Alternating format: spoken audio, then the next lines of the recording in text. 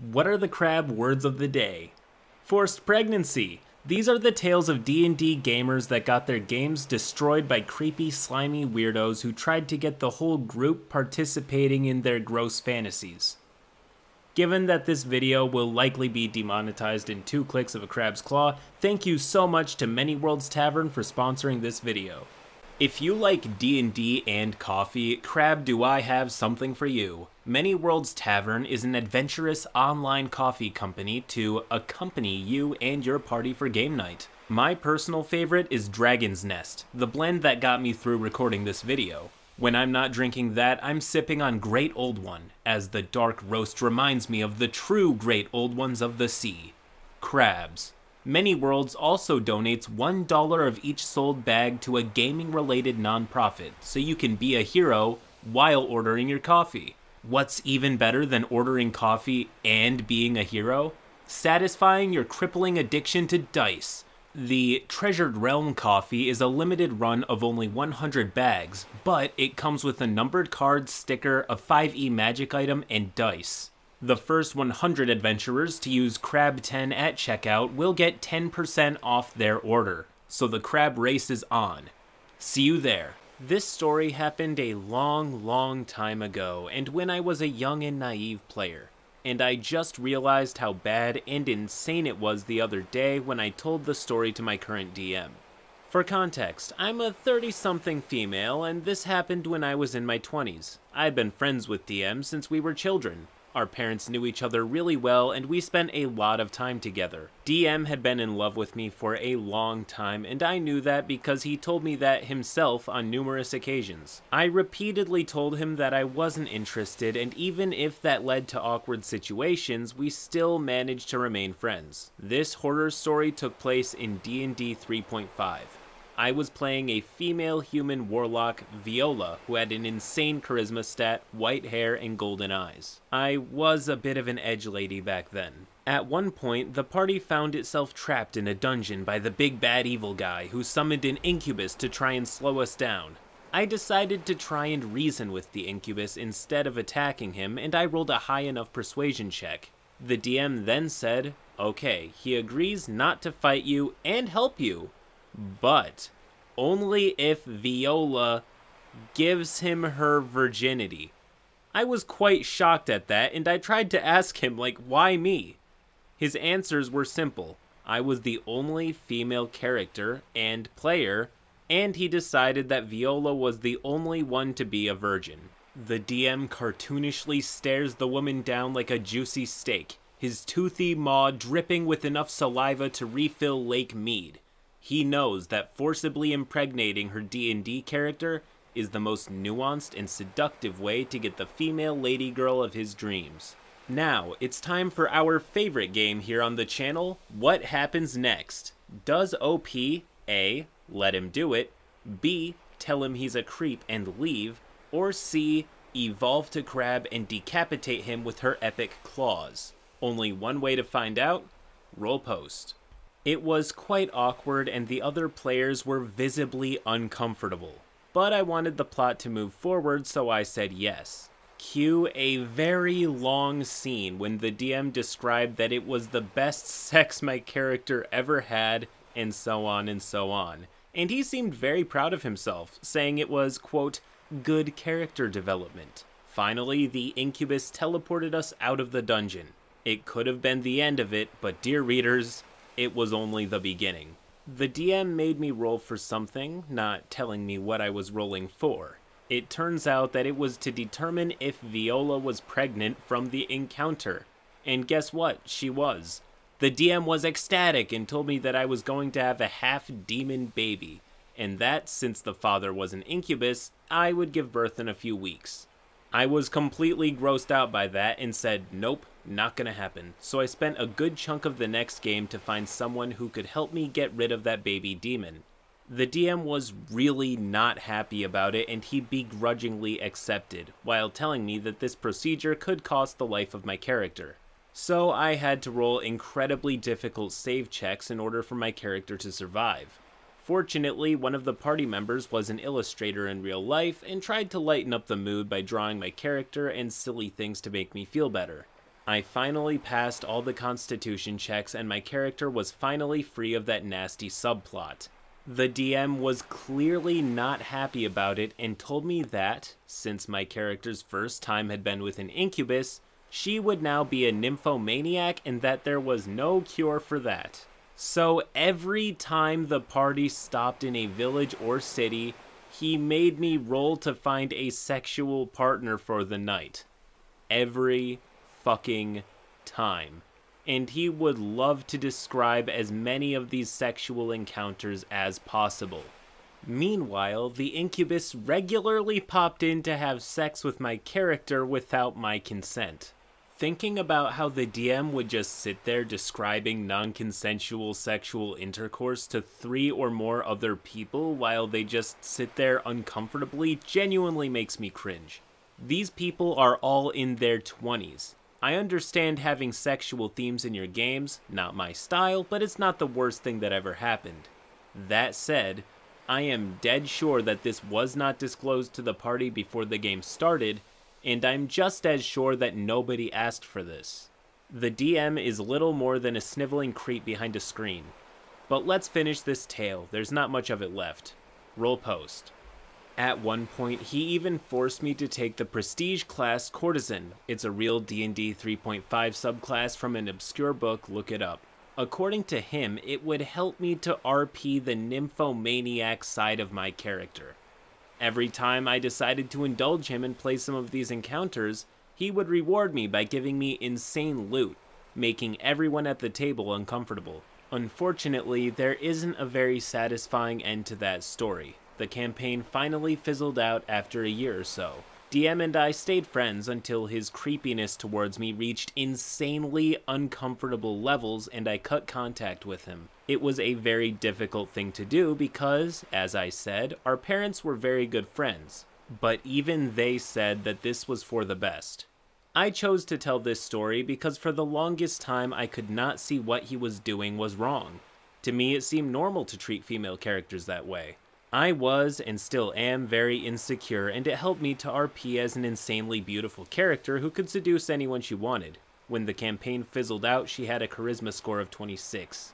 I thought it was acceptable and desirable to be treated that way, and I let him walk all over me because of that. I know now that his behavior was completely unacceptable, and to all of my female readers out there, don't let the same thing happen to you. It completely warped my perception of femininity and sexuality. And it took many years to realize that. I'm now older and wiser, and even if I still love playing very charismatic characters, I also know where to draw the line, and I still play to this day. With a group of wonderful friends who would never let something like that happen. That last story had a happy ending. This next story, however, does not. Roll post. God, I never thought I would miss social interaction. I, 17-year-old female, own a D&D Discord server. Originally for my school's club, but that's a different can of worms. It turned more for my online friends. There were 3 players. Nell, my younger brother, 16 years old, playing a drow necromancer. Arguin, my then boyfriend, 17 years old, playing some homebrew furry race, paladin/warlock split class. And Feyre, myself, playing a half-devil bard. Go ahead and make bets about who the problem player was. A lot had happened with this specific group of people, but I'm going to stick with this specific event for now. Our DM, NB15, has this weird need to give everyone love interests from the beginning. We each had waifus we picked, Biss a cat centaur for Nell, Kai a faceless warforged, it was never clear what race Kai was, a paladin for Arduin, and Finala, an elf druid for Feyre. I was going for a slow burn with some light flirting. Arduin had this adorable true love thing going on, and Nell took everything extremely quickly to his cat wife. Session 1, and he was trying to marry this woman he had known for 5 seconds. Session 2, they were frequently, quote, alone together. Session 3, DM was encouraging plot progression and using Biss, who was the village chief, to direct the party to investigate a murder. I wasn't present for much of a session 1 and 2 because I was mad at Nell and I didn't want to play with his character. I did my best through session 3, but ended up leaving early. As I reread what happened, I was shocked to see that Nell had pegged Biss 3 times in one session. Each time, Nell insisted that they roll to see if she got pregnant. She didn't. He was mad and insisted he was going to just keep trying until it happened. The session ended when he exposed the killer.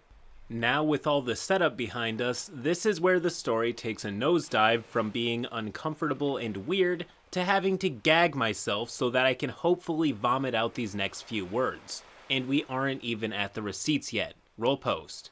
Between sessions, they came up with a homebrew combination race for the, quote, kittens. Something I had done for a player in a past game. They were called Failing, and it was a repercussion of a halfling bard smashing as many fey creatures as he could. I had run on the same server months prior. I know the DM had been uncomfortable with this idea. They were 15 and pretty anti-having children, but Nell wanted this and they were motivated by anxiety to please their players. Session 4, the final shit show. I could not attend this session. It was Friday during spring break and I was covering shifts at my job. Sorry guys, a paycheck is a little more important than attending a game I wasn't enjoying. I came back to some messages from Nell. The messages went, Nell Dabu has the biggest battle boater. Fairy, oh? Nell, not anymore because DM is mean. Fairy, what happened? Nell gave Biss the good dick 3 times and wouldn't let me impregnate her. All I want is elf kittens. Fairy, I understand that this is frustrating and I empathize with you, but that is an incredibly funny reason to be upset with someone. Nell, I'm not upset, they're just mean.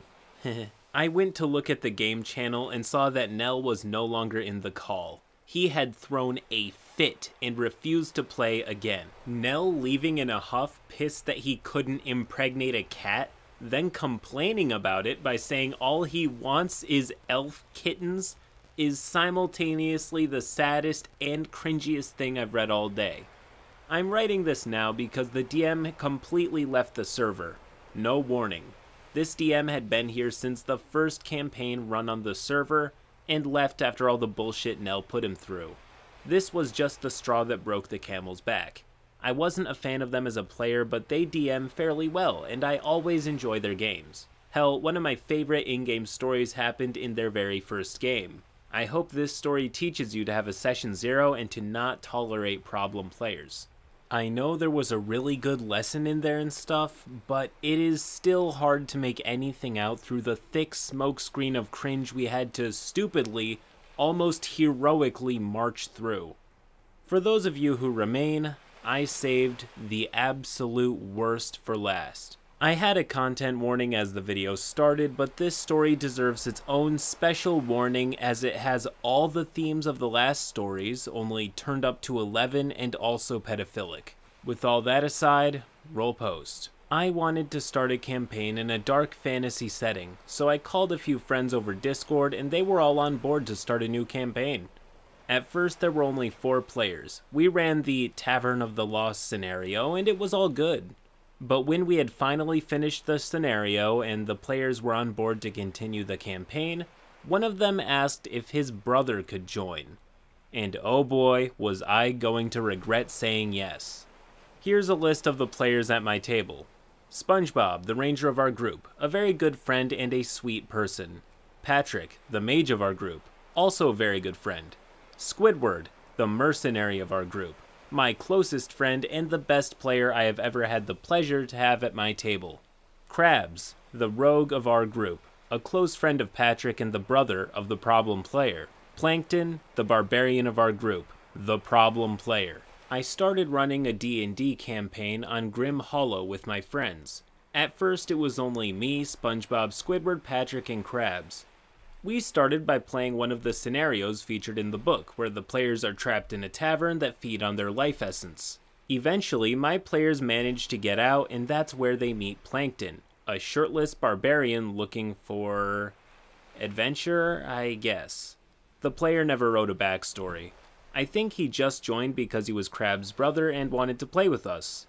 At first he was nice enough, not the best at role-playing, but that's not an issue.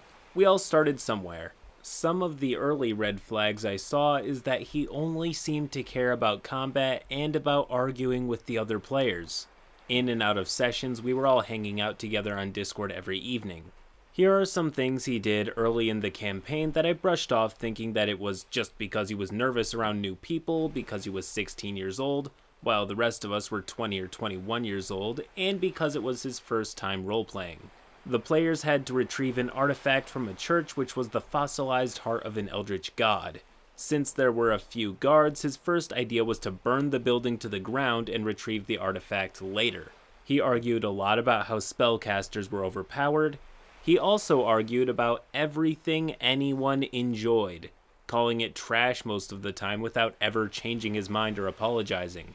Whenever he didn't like an NPC, he would throw an axe at him and start a fight, which made the entire group suffer for his misdeeds. Of course, I talked to the other players individually and they were fine with this outcome. Every time he was in character, it was to swear at other characters and taunt them, which would have been fine if he had any other personality trait besides this one, in murdering random NPCs during the game. As time went on, things didn't change, and we had been playing for almost a year at this point.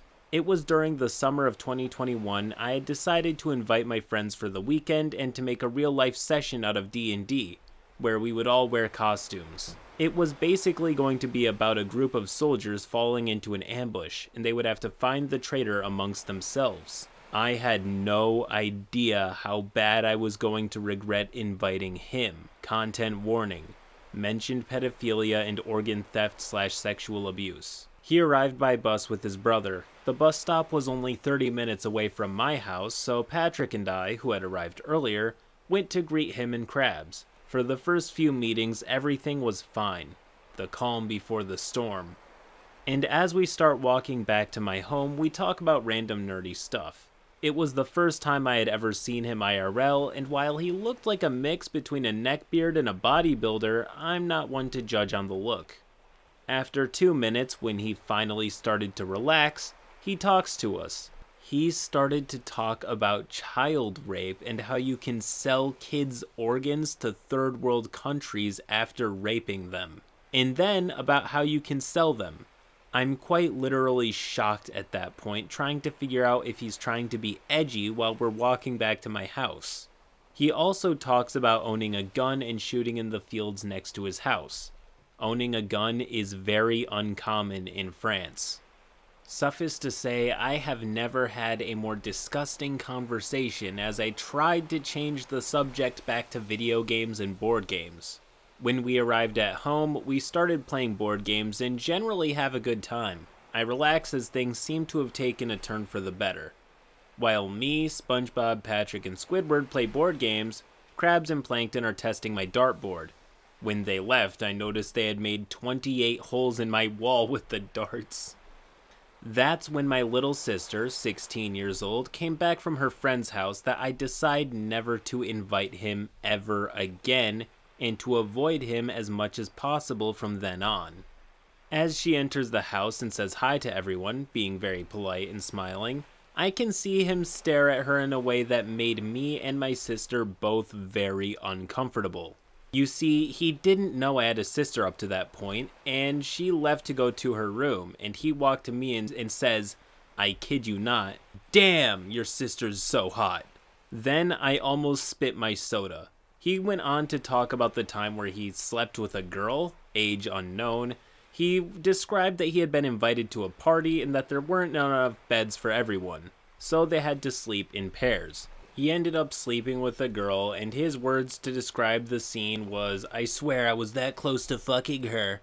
During the weekend, I also learned that he was racist, homophobic, transphobic throughout many unprompted comments. Okay, I'm gonna clarify something right now because I was confused about this too. I think this weekend trip is probably set some years after the gang have met, as Plankton was also 16 when the story started. Not confirmed, but given OP's emphasis on his sister's age compared to Plankton, I think OP may have forgotten to mention any outstanding age difference at that time. That said, while we're here, I might as well try and give my 2 cents on this nightmare scenario. Truth is, there was no right move here as far as I can tell. Obviously, OP didn't foresee Plank getting this bad. If I were in this scenario, I would probably just soldier through the weekend with my friends and just not talk to Plankton again after that. Anyways, let's finish this. Roll post. There is not much else to say after that event. I warned my sister to stay as far away from him in no uncertain terms, and while I stayed cordial with him throughout the weekend, the campaign quickly fell apart afterward. I felt sick to have to talk with such a disgusting human being and to have to put on a smile during the whole event in order to not ruin the entire weekend for everyone involved. On a good note, this was actually the best campaign I ever had. I'm glad I heard about this module through CritCrab. Hey, that's me. And while this was a bad experience, we all still enjoy role-playing a lot and we're all very good friends. We just avoid Plankton as much as possible from now on. End post. And with that, OP did what OP can do. But if we all can bet on one thing for sure, it's that I'm totally not getting monetized after saying this many bad words in one video. With that in mind, please watch one of my other videos to offset the damage. Pretty please? I'll give you a sand dollar and my gratitude. See, they're right there, these little boxes. Till next time.